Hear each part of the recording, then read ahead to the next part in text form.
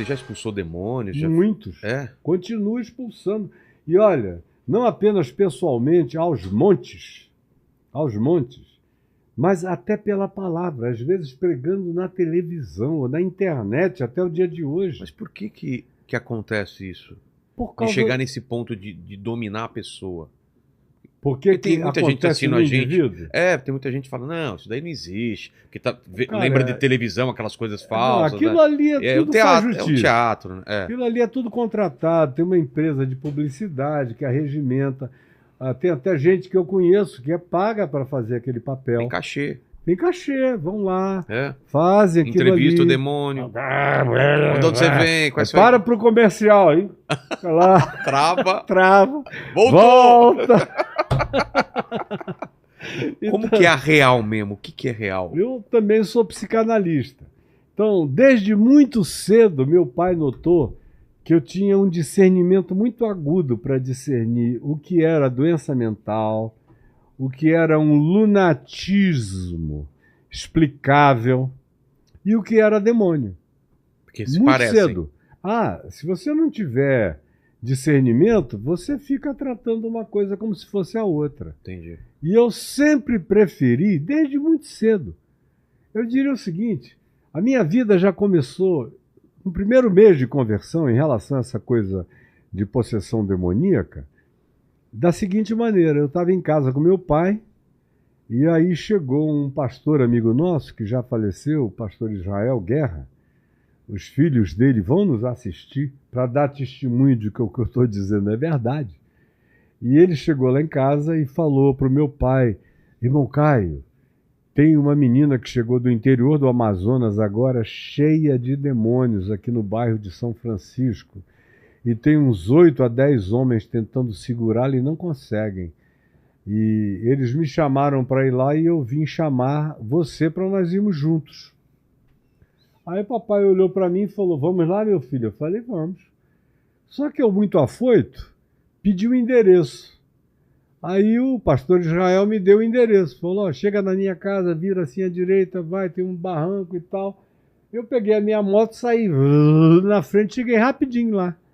Quando eu cheguei, tinha uma multidão saindo pela porta daquele barranco. Falei: deve ser aqui. Aí eu perguntei: aqui que tem uma menina atacada aí de demônio? Aí disseram: é. Aí eu desci. Desci, saí correndo. Quando eu entrei na casa, a menina deu uma sacudida, jogou os homens, uns 4 para um lado, 4 para o outro, ficou em pé, furiosa, com o cabelo grande, desgranhado, aqueles olhos esbugalhados. Falou com uma voz masculina, forte, gutural, para mim, dizendo: desgraçado, eu te conheço. Eu te vi no Rio de Janeiro. Tu eras meu e eu te perdi. Mas falando, não era coisinha da TV XYZ, como a gente já mencionou aqui. Não, era um negócio brabo. Aí eu olhei e falei: tu és mentiroso e pai da mentira, mas estás falando a verdade. Eu fui teu e tu me perdeste para sempre. E eu vim aqui para te tirar dela em nome de Jesus. Aí ela correu para cima de mim, eu corri para cima dela. Saia em nome de Jesus. Aí ela caiu para trás, aí o pessoal quis segurar. Eu falei: não toquem. Isso aqui não é na base da força, não, é poder da palavra. Que foi como a gente começou aqui, pelo poder da palavra. Eu falei: é meramente pela palavra. E aí eu falei: espírito imundo. Ela falou: nós somos muitos, sejam quantos sejam. Sai dessa menina e não voltes mais. Aí ele estribuchou para lá, para colar e pou. Aí saiu. Quando o papai e o pastor Israel chegaram, a menina já estava livre. Eu já estava em conversações com ela, ensinando o evangelho para ela, como é que, foi outra coisa que a gente falou no início, como é que ela podia se defender. Sim. Qual era o escudo que ela tinha que vestir. Que senão volta, né? Qual era o mais valente. Eu falei: olha, esse valente, bem armado, que estava tomando conta de você, foi expulso pelo mais valente que me habita, que é Jesus, o ressuscitado de entre os mortos.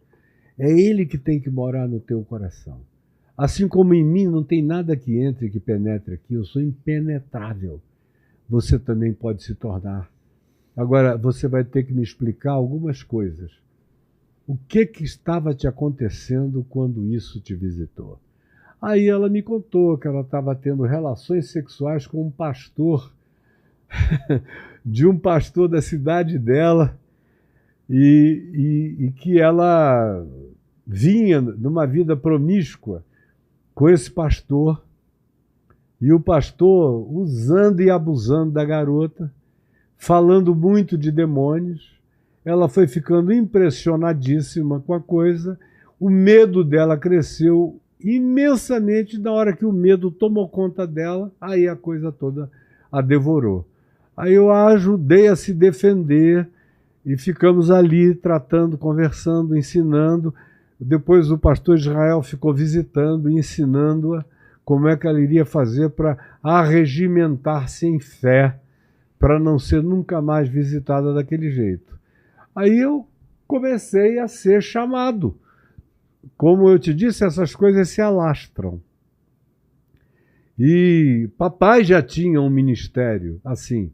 E papai viu a minha desenvoltura na história. E a gente começou a ser chamado juntos. Ou então iam lá para casa. Havia ocasiões de que havia 4, 5, 6 esperando. Nossa. Para a gente libertando e entrando outros, libertando e entrando outros. E houve o dia em que logo depois eu tive, daquelas experiências iniciais, eu tive muitas grotescas. Mas a primeira, completamente grotesca, foi de um cara que foi levado lá em casa, num carro, num Opala, um senhor chamado Neemias, estava levando um outro homem, que era irmão dele, que estava no banco de passageiros de um Opala. Ele entrou correndo na garagem da nossa casa, o portão vivia aberto. E ele veio... Zá! Era um domingo, eu estava esperando papai e mamãe, porque eu ia pregar na igreja do meu pai. E eu tinha jejuado sexta, sábado e domingo, ia pregar domingo à noite. Estava sozinho lá embaixo, esperando eles se arrumarem para a gente sair. Quando de repente entrou aquele Opala, e aí ele falou: irmão Caio, me ajuda aqui que o meu irmão está terrivelmente endemoninhado, não sei o quê. Aí sai esse cara altão, bem mais alto do que eu, grandão. Aí ele veio para cima de mim, olhei para ele e falei: sai dele em nome de Jesus. Aí o cara caiu, aqui, o tornozelo dele no chão. Sei. E a cabeça dele no capô do Opala. Aí o calcanhar levantou sozinho. Nossa. Do chão? Do chão, como se tivesse uma gangorra invisível no meio dele. Aí ele fazia ficou envergado? Assim. Ele ficou ereto. Ereto? Ereto. O calcanhar se levantou. Vê se isso aparece aí nesses cultos do Valdomiro e dessa fajutice toda. Isso aí são demônios que eu mando sair assim, acabar com a palhaçada. Aí todo mundo embora. Então eu estou falando de coisa séria. Então, caramba, a cabeça batia no capô. Pá! E o pé, o calcanhar flutuando assim a 1 metro do ar. Aí quando meu pai veio descendo, ele ouviu que tinha uma coisa acontecendo lá fora e a gangorra fazia pá, pá, pá, pá, pá, pá, pá, pá, pá, pá, pá, numa velocidade, Vilela, muito doida. Eu já tinha visto muita coisa maluca na vida, mas nada até então igual aquilo. Eu era novinho na fé. Então, repreendi em nome de Jesus, o bicho saiu, quis voltar, e eu fui impedindo, assim como quem se põe na frente. Não vai entrar em nome de Jesus, não vou deixar. Está proibido, está proibido. Aí o cara ia querendo, eu digo, não vai. Ia segurando, e quando ele tinha essas intermitências, eu jogava Jesus para dentro. Evangelho para dentro, fé para dentro. Eu digo, toma posse disso. Toma posse disso com a tua lucidez, com a tua consciência. Não abre a guarda, não baixa a guarda. Toma posse, toma posse. Conclusão, a gente chegou bem atrasado lá no culto, mas no dia seguinte ele voltou lá em casa, aí eu gastei um tempo com ele, ensinando-o a se defender daquilo tudo. Aí começou a ter, que foi quando meu pai disse, a gente tem que logo alguns meses depois, a gente tem que alugar um lugar fora daqui. Aí alugamos um lugar na rua Getúlio Vargas que virou um INSS de possesso, doente, endemoninhado, todo tipo de mazela.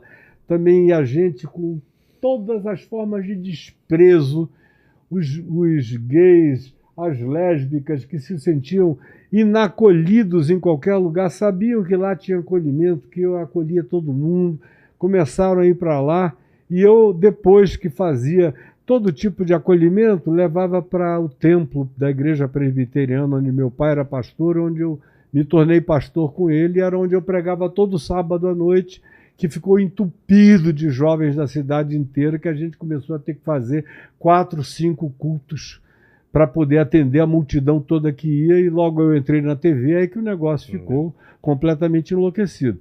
Mas eu já encarei tudo, gente armada, endemoninhada. Armada? Armada, com revólver. Vou te matar, eu digo, vai nada, não entra nada aqui em mim não. Você não está vendo? Vê se eu tenho um pingo de medo de você. E o bicho olhava para mim e via que eu não tinha medo mesmo. Como eu não tenho, meu irmão. Eu não sei o que te dizer, mas eu não tenho. Se eu disser que eu tenho, eu estou mentindo. Não tenho medo. Nem de lugar nenhum, nem de quadrilha nenhuma, nem de gangue nenhuma, nem de ladrão nenhum, nem de coisa nenhuma. Minha mulher diz, meu Deus, você... o que é que eu não sinto esse medo? Não sinto esse medo. Eu tenho medos racionais. Se você me jogar num tanque com tubarões, eu tenho razão. Eu não sou um ser irracional. Agora, de coisas dessa natureza, sobrenatural, aquele que me habita é maior do que aquele que está no mundo. Ou de qualquer outro poder, de qualquer outra natureza. Ou mesmo dos males dos homens.